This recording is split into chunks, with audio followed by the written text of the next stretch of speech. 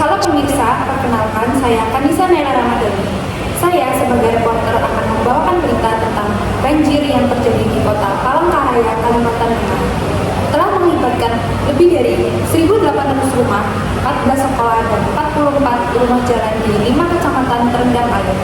Lebih dari 6.200 jiwa mengungsi ke posko-posko pengungsian.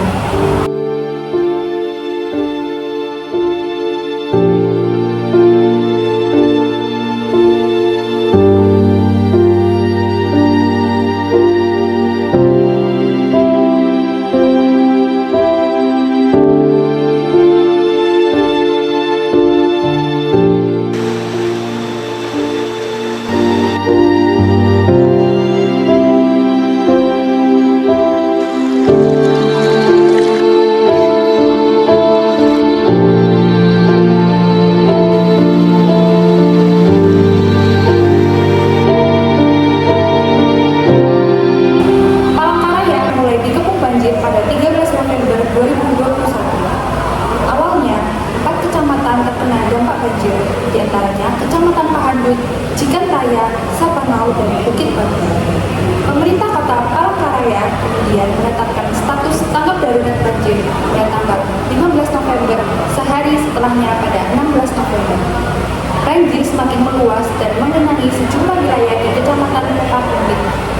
Banjir yang mengenangi 5 kecamatan ini menjadi banjir terparah selama beberapa tahun terakhir.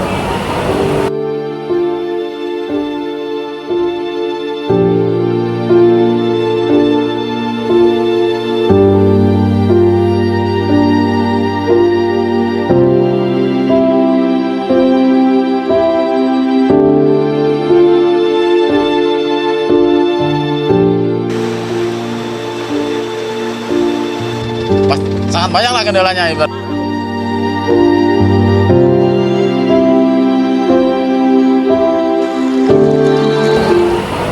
Mayoritas warga mulai mengungsi ke posko pengungsian tanggal 14 November 2021.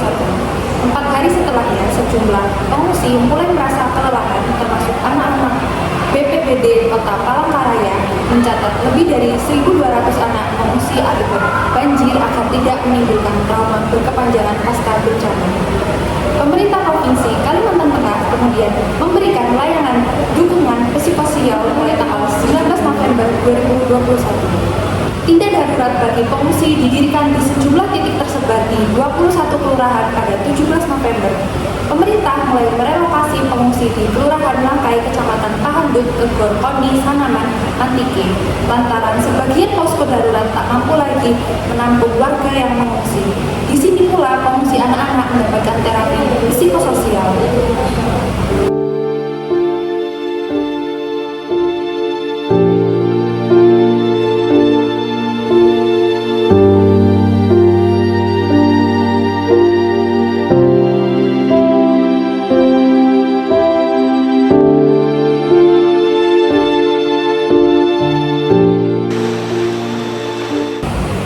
Banjir di kota Palangkaraya tak hanya merendam kawasan pemukiman, ruas-ruas jalan juga penghubung sejumlah wilayah juga terkena. Selain kota Palangkaraya, Kalimantan Tengah, banjir juga mengenangi sejumlah ruas jalan Trans Kalimantan di Kabupaten Pulau Silau. Lalu apa penyebabnya? Berikut pernyataan dari seorang aktivis lingkungan. Bang Ari, ini di satu sisi ada yang mengatakan ini karena curah hujan yang tinggi. Kemudian di satu sisi lain, pihak lain mengatakan bahwa faktor alam. Ini adalah kondisi alam yang ada di wilayah ini yang menyebabkan banjir begitu ya. Namun sebenarnya deforestasi itu eksis. Memang alasan utamanya penyebabnya kenapa bisa banjir memang apa sih sebenarnya? Jadi gini, deforestasi di Kalimantan Tengah itu dari tahun 2001 sampai 2019 itu sekitar 1,5 juta. Itu tinggal menyisahkan sekitar 7,2 juta hektar tutupan hutan di Kalimantan Tengah atau sekitar 4,5%. Nah, ini mengakibatkan sebenarnya daya dukung dan daya tampung di wilayah Kalimantan Tengah ini menurun. Nah, tadi saya katakan ini berbasis das. Ini das Kahayan ada tinggal 3,7% tutupan hutan di Das Kahayan. Nah itu sebenarnya udah hampir memenuhi hampir mencapai yang batas minimum 30%. Satu das itu harus dipertahankan menjadi kawasan hutan. Tapi sayangnya 30% itu sudah dihapus di Omnibus Law. Nah di hulu itu adalah hutan alam, di hilirnya itu adalah gambut gitu. Jadi memang kontras ekosistemnya itu di hulu hutan alam, di sini gambut. Tapi gambut di Kalimantan Tengah ini kan sudah dirusak, sehingga kemudian mengakibatkan daya tampung terhadap air dan daya serap terhadap air dari gambut ini sudah rusak. Itu yang menyebabkan air lama surut dan sulit surut. Betul, itu salah satu. Daya resapnya semakin berkurang. Daya resapnya semakin berkurang di wilayah gambut, di wilayah hulu itu sudah terjadi deforestasi. Sehingga Kubah-kubah gambut ini fungsinya sudah berkurang daya resapnya akibat apa?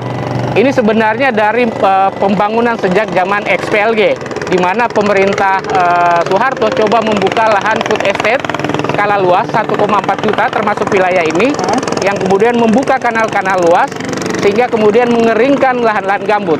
Jadi ketika dikeringkan, kubah-kubah gambut itu fungsi hidrologinya itu menjadi berkurang.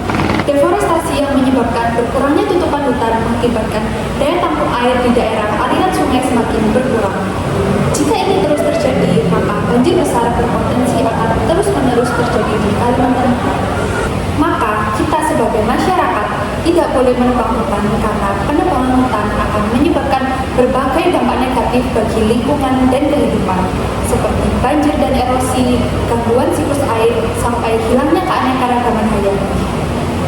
Pemirsa, itu tadi informasi yang dapat saya sampaikan mengenai kesadaran lingkungan.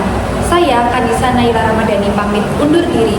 Terima kasih dan sampai jumpa.